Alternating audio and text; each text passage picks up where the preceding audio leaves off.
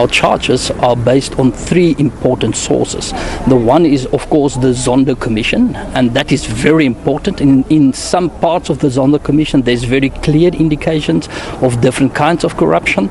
But then, in the second place, we also stand on a docket that we call the Solidarity Denial docket, and that is a docket that is compiled by Solidarity on own investigations, where we also found other forms of then corruption that is not covered by the Zondo Commission, and that is why this is a bit different than the Zondo Commission alone.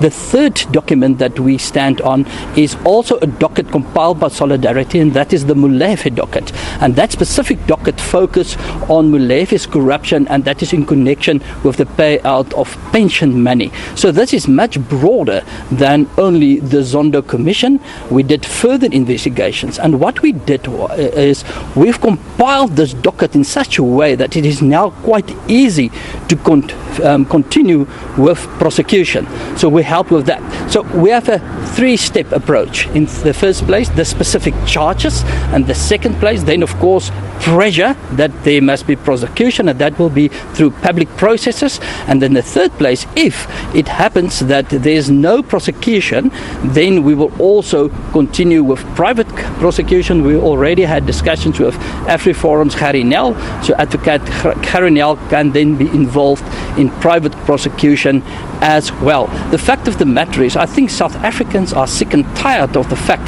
that there's all these allegations, but up to now no prosecution. And now one can say, but let's wait for this, let's wait for that, let's wait for the president. But the fact of the matter is that we have clear prima facie evidence, and we think it's time to continue with the criminal procedures.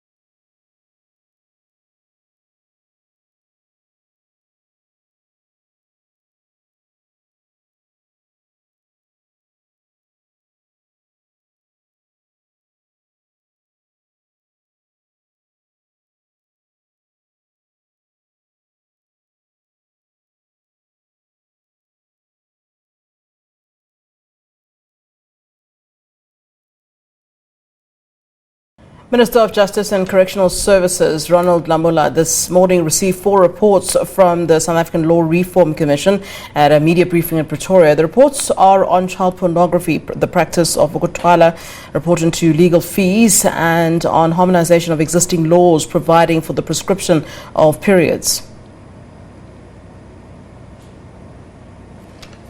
Today we are presented with the 4 reports which addresses various gaps in our law. As Justice Kgatlane has stated, the first Project 107 report on sexual offences, pornography and children. The second project, the report on Project 142, investigation into legal fees, including access to justice and other interventions. The third project, the report on Project 138, the practice of ukutwala.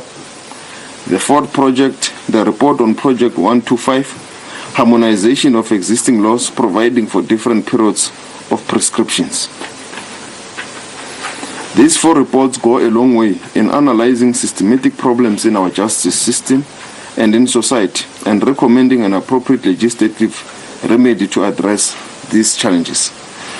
The report covers issues which are at the heart of access to justice, the distortion of cultural practices, and the ability for claims to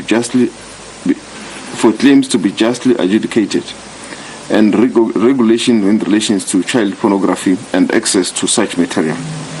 We welcome the research, the investigations and the recommendations as set out in the reports, as we consider the necessary legislative changes, amendment bills and the regulations. And as government, we will go through the reports and process them through in our systems for necessary legislative changes and also to take them further for public engagement in those legislative processes, and to engage with all the relevant stakeholders, including other government departments affected by the reports of the Law Reform Commission.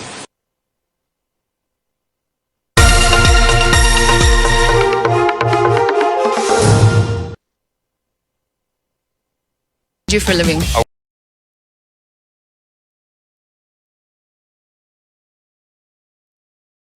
In the evening, just before midnight, we managed to extinguish the fire completely, and after that we managed to make sure that all the tunnels are open to assist us for ventilation purposes.